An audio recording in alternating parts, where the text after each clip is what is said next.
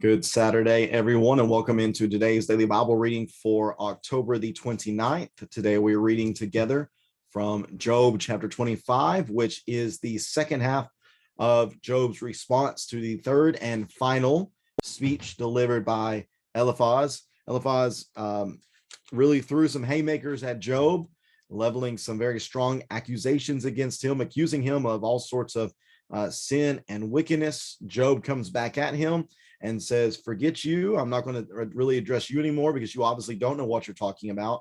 My address is going to be to God.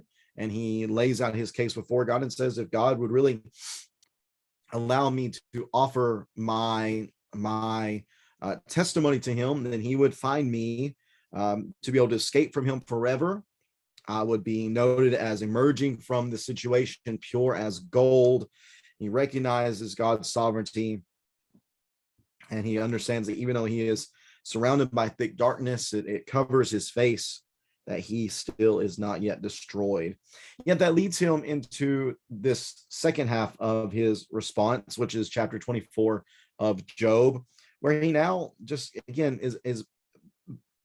he's wrestling within his mind concerning the nature of how things work, because he knows that he is not suffering for anything that he's done. And yet that probably begins to jar his mind and to cause him to think about the numerous times in which it seems as if injustices are being carried out. It talks about the wicked who are going to prosper, the poor and the afflicted who don't seem to be finding justice for the crimes that are committed against them.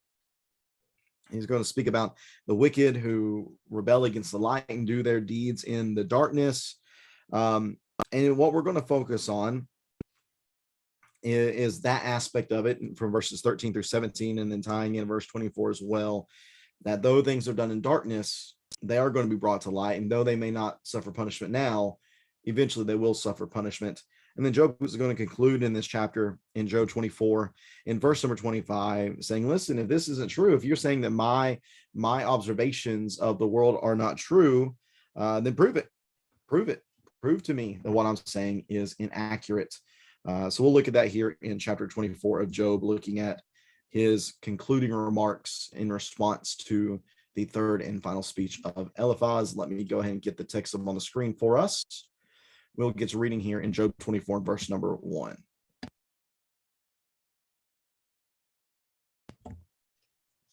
Job 24, verse number 1. Why does the Almighty not reserve times for judgments? Why do those who know him never see his days? The wicked displace boundary markers. They steal a flock and provide pasture for it. They drive away the donkeys owned by the fatherless and take the widow's ox as collateral. They push the needy off the road. The poor of the land are forced into hiding.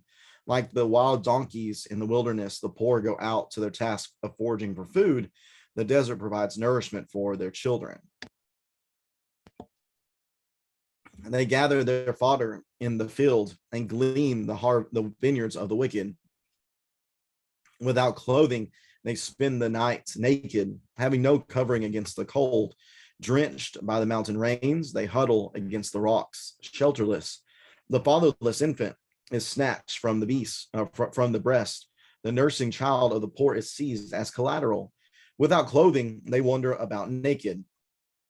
They carry sheaves, but go hungry. They crush olives in their presses. They tread the wine presses, but grow thirsty. From the city, men groan. The mortally wounded cry for help. Yet God pays no attention to this cry. The wicked are those who rebel against the light. They do not recognize its ways or stay on its paths. The murderer rises at dawn to kill the poor and needy, and by night he becomes a thief. The adulterer's eye watches for twilight, thinking, no eye will see me, and he covers his face. In the dark, they break into houses. By day, they lock themselves in, never experiencing the light. For the morning is like the darkness to them. Surely they are familiar with the terrors of darkness. They float on the surface of the water. Their section of the land is cursed, so that they never go to their vineyards. As dry ground and heat snatch away the melted snow, so Sheol steals those who have sinned. The womb forgets them. Worms feed on them. They are remembered no more. So injustice is broken like a tree. They prey on the childless woman who is unable to conceive and do not deal kindly with the widow. Yet God drags away the mighty by his power. When he rises up, they have no assurances of life. He gives them a sense of security so they can rely on it, but his eyes watch over their ways. They are exalted for a moment, then gone. They are brought low and shrivel up like everything else. They wither like heads of grain. If this is not true, then who can prove me a liar and show that my speech is worthless? Job chapter 24. Again, within this text, Job is still wrestling with the realities. How is God operating in this world? Are there some strict rules by which he is governed in the way he operates in this world? And we are able to look behind the curtain again, having a knowledge of everything that's been revealed to us within this particular story. Recognize that no, there are not strict standards by which God rules the world. There's not a strict standard of justice or injustice. Sometimes things happen by chance. Sometimes they happen for a purpose. Here we know within the story that Job is being tested.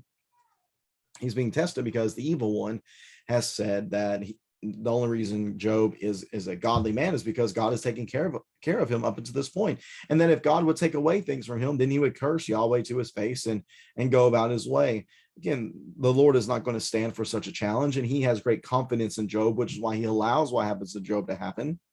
And Job throughout this entire time has maintained his faith, though at times we've really seen the struggle, haven't we? And who can blame him?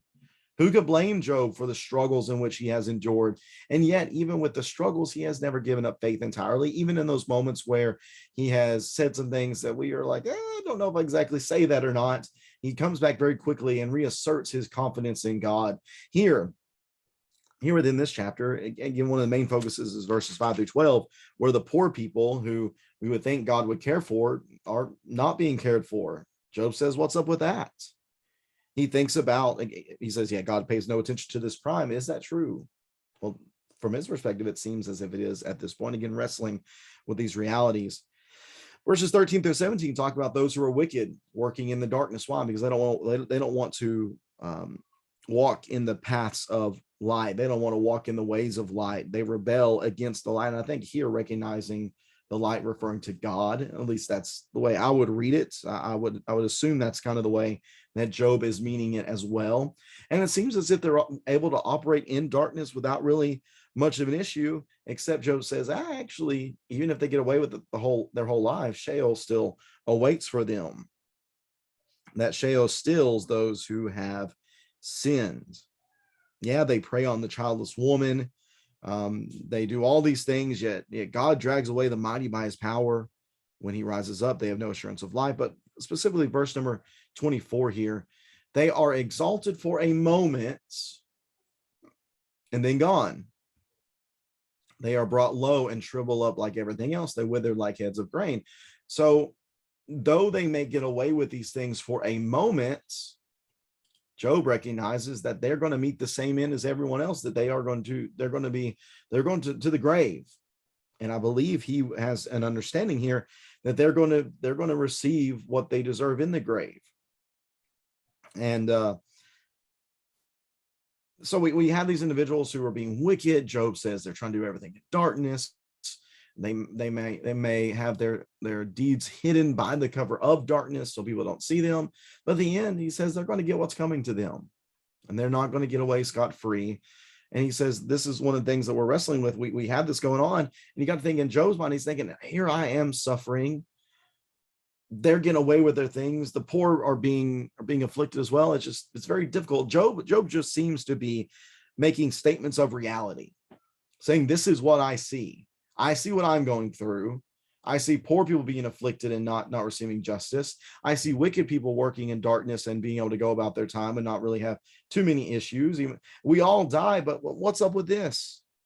If these things are not true, he says, then who can prove me a liar and show that my speech is worthless? Who can argue against the realities of what I see? Yes, you might see, this is kind of, I think, in the background of all this, you might see times where the righteous person is exalted and things go well for them. You might see those times whenever wicked people do suffer in this life very quickly because of their sins. But this is what I see. And you can't really argue with it because this is just reality. So he's taken all this data. I'm talking about this so much, is collecting data and trying to draw conclusions from data. Here's Job's data. Poor people are suffering. Wicked people are working in darkness, yet they're going to die as well later on. What does all this mean? What does all this mean? That's what Job really is getting at. What does all of this mean? You can't argue with these statements of fact as we observe reality. So Bildad is going to come up next in chapter 25, and he's going to give, I think Job Mada really stumped Bildad a little bit because he only has 6 verses with which to respond to Job's claims here. Let's see here. I think Zophar is going to come up again, or maybe not. I think Zophar might actually be done. Let me double check here. Yeah, it looks like Zophar is actually done within our writing. Looks like he does not get a third speech here.